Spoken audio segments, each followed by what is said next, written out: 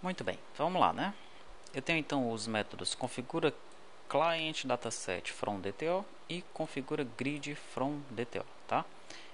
Esses dois métodos, né, para eles eu tenho que passar, no caso do client dataset, eu tenho que passar o CDS, o client dataset que eu quero configurar, e eu passo a classe, né?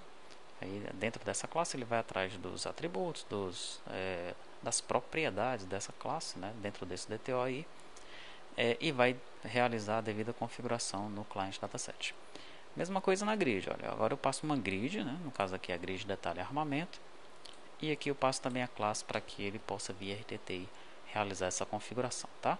Se eu segurar aqui o Ctrl e clicar em cima desse método, ele me direciona para a biblioteca, ó. Essa biblioteca no lado do cliente ela é diferente da biblioteca no lado do servidor, né? Lá nós temos apenas um método, aqui nós temos vários, tá? Eu começo declarando as units do Mormont. Eu tenho várias outras units aqui, tenho vários métodos aqui que nós utilizamos aí durante as versões do RP que nós criamos, tá? Mas eu vou analisar esses aqui, ó. Configura o CDS from VO e configura grid from VO. Eles estão lá no final. Aqui, ó, tá? Configura CDS from DTO, né? VO não, DTO. Não existe mais VO aqui nessa aplicação, tá? Perfeito. Então para cá eu passo um cliente dataset, né?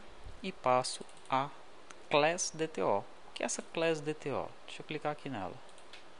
Ó, class DTO é uma class de DTO. Ela está definido dentro do nosso DTO, tá? Perfeito. Daí dentro dessa procedure eu tenho aqui duas functions, tá? Eu tenho algumas variáveis, né, que são as minhas variáveis que são utilizadas pelo RTTI. E aqui eu tenho uma function que pega o tamanho do atributo, passando aqui alguns parâmetros, tá? Ela é overload, porque eu tenho outra function, né, igualzinha, né, com o mesmo nome, mas com uma assinatura diferente, tá? Nesse caso aqui eu passo um column display. Aqui eu passo um column, aqui eu passo um column display, tá? Você pode ver qual é a diferença entre column e column display dentro dos atributos, tá? E analisando também os DTOs. Então tá aí, minhas duas functions, tá? Se o tamanho dela for maior que 0, eu retorno o tamanho, se não eu retorno 50, que é só para eu configurar o tamanho das minhas colunas, tá bom? Perfeito, e aqui começa o RTTI, né? Eu pego o meu contexto, pego o meu tipo de acordo com a classe que eu passei aqui, ó. Tá? Daí eu fecho o cliente dataset que foi passado como parâmetro aqui, limpo os campos, limpo os índices, tá? Daí eu vou navegando, ó. Se o atributo que eu achei é um TID, então vamos dizer que eu esteja fazendo aqui a classe banco DTO, né? A classe tbanco, aqui ó, tbanco. Eu achei um TID, foi esse atributo que eu achei? Foi. Então vamos voltar aqui. Pois então adicione no cliente dataset o campo ID do tipo inteiro. Perfeito? Então mesmo que no meu DTO eu esteja trabalhando com um PK, no meu cliente dataset eu vou colocar o campo ID. Tá? Esse PK aqui é só um atalho, tá? Que nós precisamos colocar aqui dentro dessa estrutura existente, que eu já tenho toda uma estrutura de visão aqui na minha aplicação, ok? E eu não vou desmanchar essa estrutura, desfazer essa estrutura, porque eu posso querer utilizar um outro ORM, posso querer voltar a utilizar o 3T ORM, posso ir para o ORMBR, posso querer utilizar o Aurelius, tá? Então eu criei essa ideia do PK aqui para não fugir da estrutura que eu já contenho, que eu já tenho aqui na minha aplicação, tá? Mas dentro do meu cliente dataset, o meu PK vai ser o ID, ó, tá? Então quando ele criar o cliente dataset, vai ter o campo ID, tá certo? Só que internamente aqui no lado do cliente, né, esse ID ele vai apontar para o PK. Depois você vai ver depois como é que ele vai fazer isso daí, tá bom? Retornemos aqui então. Daí, ó, se ele achar um tcolumn, aqui, ó, tcolumn. O que é que ele faz quando ele acha um tcolumn? Ele pega o nome do campo. Nome do campo. Quem é o nome do campo? Esse aqui, ó, código, tá? Aliás, esse aqui, ó, código, né? Daí ele testa qual é o tipo, né? Vai ser uma string, né? E tem três tipos de string aqui. No caso do HAL UTF-8, que é a string do Mormont aqui, né, ó, nós precisamos adicionar aqui mais esse testezinho aqui, ó, ANSI string, tá? Se você comparar esse método com o método da biblioteca que é utilizada com os VOs, nós não temos esse ANSI string aqui. Então, ele não conseguia colocar os campos que são do tipo string, né? Tivemos que colocar então esse daqui para ele pegar os campos string, tá? Então é string? É. Então ele vem aqui, esse cara aqui é string? É, ele é string, tá? Então ele vai colocar esse código aqui dentro do cliente dataset. Bom, ele pega lá o nome, coloca o tipo como string e aí ele pega o tamanho do atributo, né, utilizando essa função aqui, ó.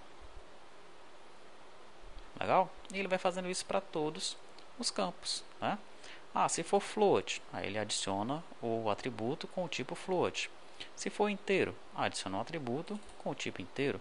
Sendo que no caso do float, né, se o nome do tipo for tDateTime, ele adiciona como ftDateTime. Se não, aí ele adiciona como float mesmo, tá?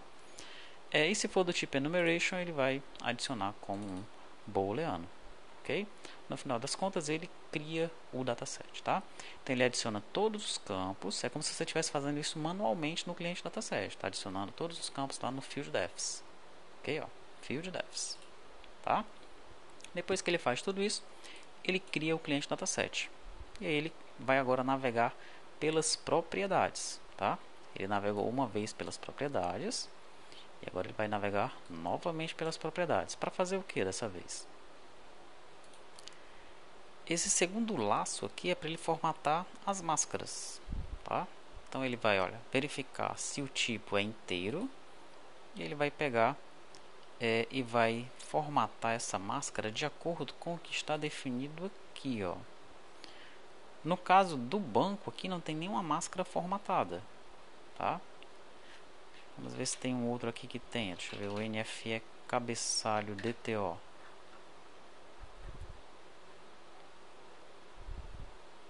Aqui, ó.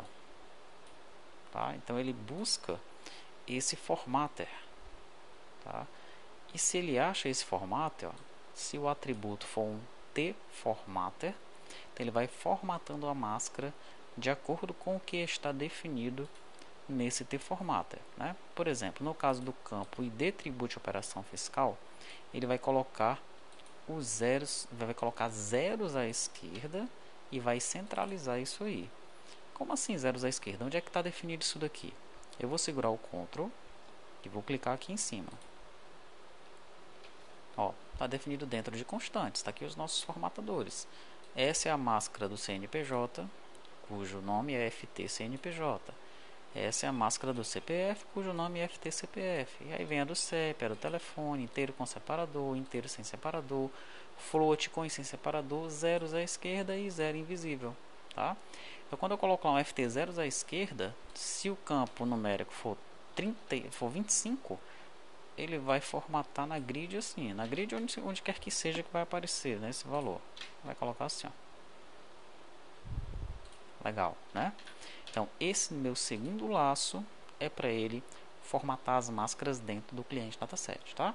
No primeiro laço, eu insiro os campos e os tamanhos dos campos, né, e os tipos dos campos. No segundo laço, eu formato, eu ponho as máscaras nos meus campos no cliente dataset, tá bom? Daí eu tenho o configura grid from DTO. Aí eu passo aqui uma dbgrid do Jedi, né, e passo novamente a classe do DTO, tá? Aqui eu pego o contexto, aqui eu pego o tipo. E aí eu começo, ó, pego as propriedades, tá? Se for um ID, o que é que eu faço? Eu atualizo o caption da grid, colocando aí o ID, tá? Depois eu configuro o tamanho da grid, passando aí esse ID. O atualiza caption grid e o configura o tamanho coluna grid são duas funções, são dois métodos que estão aqui, ó. Atualiza caption grid, ele vai pegar os dados que eu passei aqui, né, o nome do campo e o caption, ele vai colocar dentro da coluna dessa grid, e o configura tamanho coluna grid, eu passei novamente o nome do campo, passei o tamanho, passei o caption, e ele vai configurar a coluna da grid referente que eu passei aqui, tá? Retornando aqui então, né? isso se o atributo for id. Se for tcolumn, ele faz também a mesma coisa, tá? Ele passa esses dados aqui, né, os dados que estão definidos aqui, ó, tá? E com base nesses dados aqui, ele vai configurando as colunas da grid, ok? Então, foram feitas poucas alterações aqui em relação a esses métodos que funcionavam com o VO, tá? A alteração principal foi passar a classe DTO no lugar de passar uma classe VO, tá? Os demais dados aqui são basicamente os mesmos, tá? Então não mexi muito nesses métodos, né? Eles funcionam da mesma forma que já funcionava. A diferença é que agora eu estou passando um DTO e não um VO para esses métodos aqui.